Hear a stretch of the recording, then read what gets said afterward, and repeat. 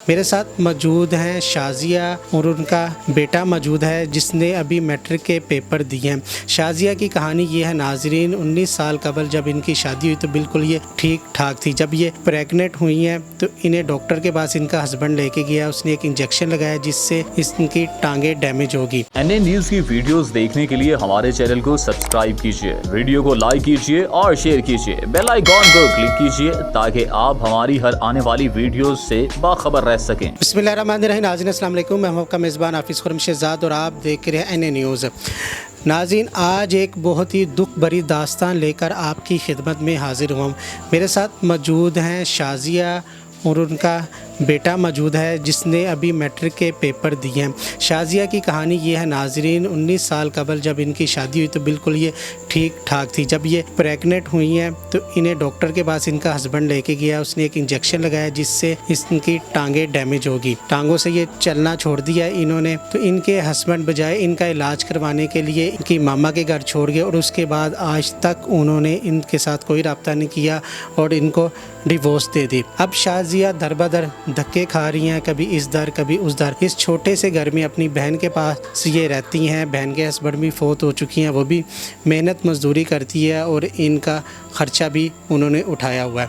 आगे की कहानी शाज़िया की ज़ुबानी सुनती हैं कि इनके हस्बैंड ने इन्हें छोड़ा कि, और यहाँ पर यह भी बताता चलूँ कि इनके हस्बैंड की एक और भी बीवी थी। जब शाज़िया से शादी हुई तो शाज़िया को इस बात का इल्म नहीं था। शाज़िया, मुझे ये बताएं कितने बहन भाई हैं आप?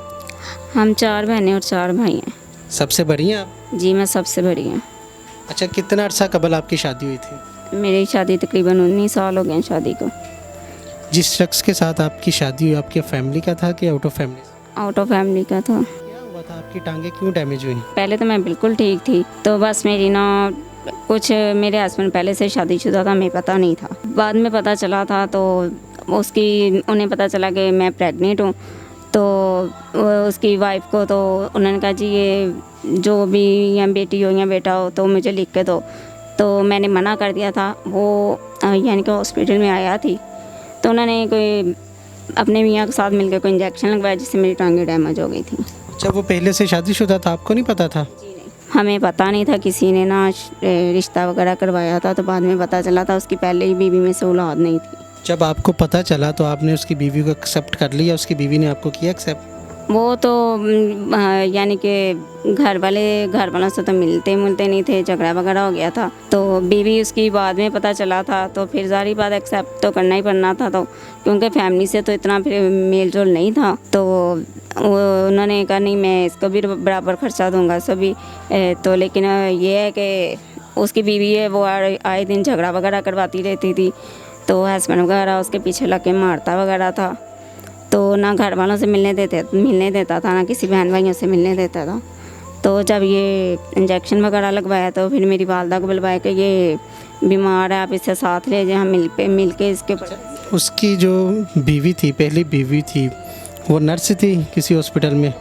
वो हॉस्पिटल में आया थी। कौन सा हॉस्पिटल? मियो हॉस्पिटल। मियो हॉस्पिटल में? जी।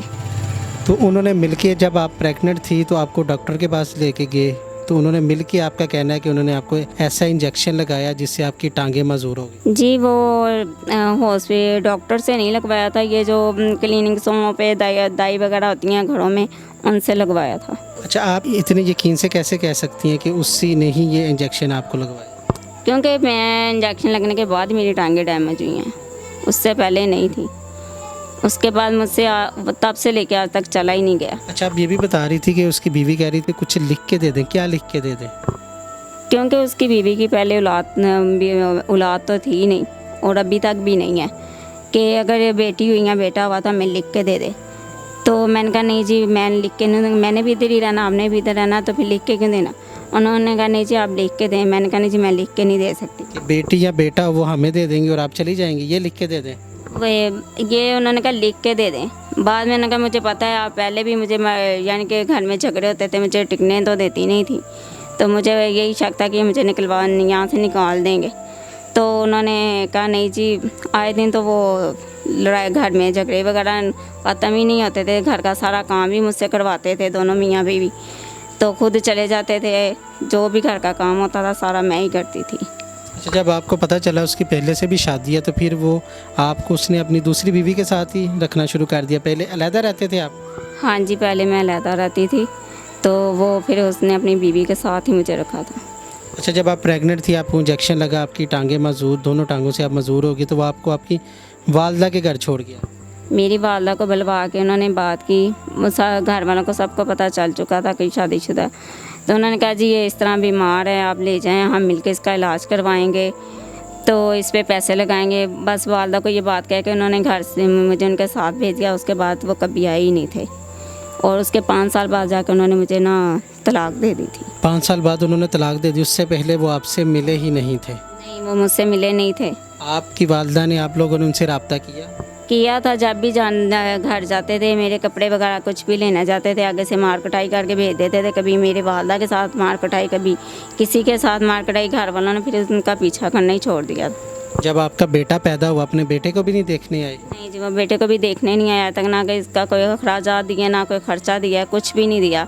जो भी जहाँ इसको यहाँ तक पहुँचाया तो मैंने खुद पहुँचाया, लोगों से चाहे मांग के पहुँचाया, चाहे लोगों के आगे हाथ फैला के पहुँचाया, मैंने अपने बलबूते पे ही पहुँचाया। आपका गुजर बसर कैसे हो रहा है? बस कभी कोई मदद कर देता है, कभी कोई मदद कर देता है। भाई हैं छोटे, वो घर का अखराजात पूरा कर रहे हैं, तो कभी कोई दे देता है मजदूर समझ के, कभी कोई दे देता है, बस इसी तरह।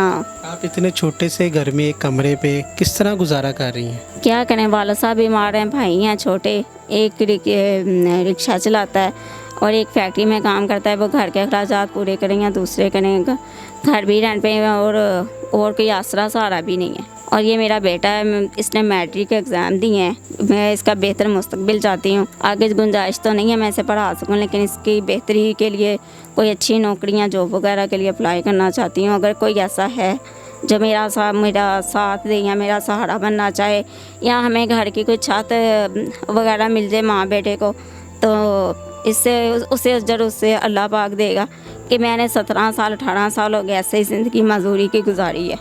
अच्छा उस्मान, मुझे ये बताएं, पेपर आपके मैट्रिक के ठीक हुए? जी, साइंस में दिए क्या? साइंस में। अच्छा, क्या बनना चाहते हैं आप?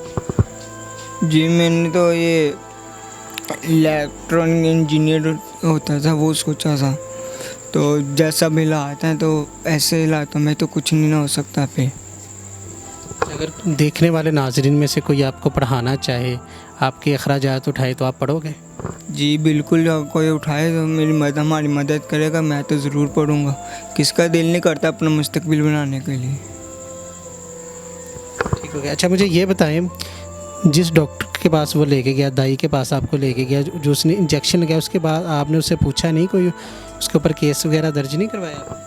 मैंने बताया ना कि मुझे इन चीज़ों का, क्योंकि हमें इन चीज़ों का पता ही नहीं था। वो यही कहते हैं जी ये दर्द का इंजेक्शन, ये वो तो बाद में पता, इंजेक्शन लगने के साथ ही टांगें डैमेज हो गई थी। तो फिर ज़ाहिर याद मुझे अपनी बढ़ गई थी, घर वालों को मेरी बढ़ गई थी, तो किसी ने पूछा ही नहीं। उन्होंने ऐसे ज़ाहिर ही नहीं करवाया कि इंजेक्शन लगने से। उन्होंने कहा जी पहले से ये है, इसकी टांग में दर्द था, इसे ये मसला था, वो मसला था, बस नहीं। पहले एक टांग डैमेज हुई, तो दूसरी कितने अरसे बाद हुई? दूसरी 5-6 दिन बाद वो भी हो गई थी। फिर डॉक्टर क्या बताते, इसका इलाज था कि नहीं था? मैंने हम 8 बहन भाई थे। ज़ाहिर गल है मेरे वालिद साहब तो वो कैंटीन पे काम करते थे तब, तो और तो कोई वसाइल भी नहीं था। घर तो हमारा शुरू से ही रेंट पे था, तो इतने तो घर वालों के पास इलाज वगैरह के लिए पैसे भी नहीं थे। ऊपर से ये मैं प्रेग्नेंट थी, तो वो डॉक्टर वगैरह कहते थे अगर इसका इलाज करवाएंगे तो इसका मसला बन जाएगा मेरे बेटे का, कि प्रेगनेंसी में ये और भी बहुत से मसले बन जाते हैं। तो वो डर गए थे कि कोई और मसला ना बन जाए, तो वो ऊपर से वो हमारे ऊपर कोई ऐसा मुद्दा ना डाल दे कि पता नहीं इन्होंने जानबूझ के करवाया। तो इलाज के लिए तो किसी के पास पैसे थे ही ना, किसी ने करवाया था, तो बस ऐसे ही ज़िंदगी गुजर गई है। आखिर में क्या अपील करना चाहेंगे आप? मैं हुकूमत से, वज़ीर आला से, जो भी मेरे बहन भाई मेरी आवाज़ सुन रहे हैं, आज तक किसी ने हमारा कोई साथ नहीं दिया, ना किसी ने हमारी मदद की है। इतने फ़ंड आते हैं, इतनी ज़कातें आती हैं, ये बेनज़ीर इनकम टैक्स की तरफ से आती हैं, लेकिन मुझ जैसे और भी बहन भाई माजूर होंगे, लेकिन कभी किसी तक नहीं पहुंची। तो इतनी अगड़ाती हैं। तो अगर किसी बहन भाई के मजदूर या ऐसे दुखी किसी के काम ना आए तो ऐसी फंड या ऐसी हुकूमत को हमने क्या करना है जो किसी बहन भाई का सहारा नहीं बन सकते। जैसे हम मेरा बेटा है, किसी और लोगों के भी बच्चे होंगे, बेटियां होंगी, बेटे होंगे, तो ऐसी हुकूमत का क्या फ़ायदा है जो किसी के काम ना आए। हमारा ना तो कोई सहारा है, ना कोई आसरा है, ना कोई घर है, ना ही कुछ है। मैं अपने बेटे को पढ़ाना चाहती लेकिन मेरे इतने अब वसाइल नहीं है। मेरी अप्लाई है कि हमारा कोई मेहरबानी करके हमारी मदद करें, या मेरे बेटे के लिए अच्छी जॉब का अप्लाई करें, या मुझे हमारा कोई सहारा बने, या मेरा महीना या फ़ंड लगाएं ताकि मैं अपने आने वाली ज़िंदगी बेहतर गुजार सकें। क्योंकि मैं तो अब ना तो मैं कोई काम कर सकती हूँ, ना मैं सड़कों पे जाके मांग सकती हूँ, और ना ही मैं अपने बेटे को मैंने इसलिए यहाँ तक नहीं पहुँचाया कि वो कोई लोगों के आगे हाथ फैलाए। मेरी यही गुजारिश है कि प्लीज़ हमारी हेल्प करें, हमारी मदद करें, क्योंकि मेरे अब इतने वसाइल नहीं है। मैं खुद बीमार रहती हूँ। हमारे पास कभी तो इतना भी होता है कि हमारे पास दवाई के लिए भी पैसे नहीं होते, वो भी हम देखते रहते हैं हम कहाँ से दवाई लेंगे। तो इतनी हुकूमत, इतने फ़ंड, इतने लोगों का क्या फ़ायदा जो किसी के काम ना आए। जी नाज़रीन, आपने शाज़िया की दुख भरी दास्तान सुनी। यकीनन उनकी मदद करनी चाहिए। बहुत परेशानी हाल वो ज़िंदगी गुजार रही हैं, बहुत कमसरी की वो ज़िंदगी गुजार रही हैं। अपने बेटे के वो आगे पढ़ाना चाहती है। अपने बेटे की गुफ्तगू भी सुनी, वो भी इंजीनियरिंग करना चाहता है, इंजीनियर बनना चाहता है। तो नीचे इनका नंबर आ रहा है स्क्रीन पर नाज़रीन, आप डायरेक्ट इनके साथ रब्ता कर सकती हैं। कोई मदद करनी चाहे तो आप डायरेक्ट इनके साथ रब्ता करके आप इनकी इमदाद कर सकती हैं। खुदा रहा इनकी मदद ज़रूर कीजिएगा। इस तरह के लोगों को आपकी मदद की बहुत ज़रूरत है। इसी के साथ अपने मेज़बान हाफिज़ खुर्रम शहज़ाद को दीजिएगा इजाज़त। अल्लाह निगहबान।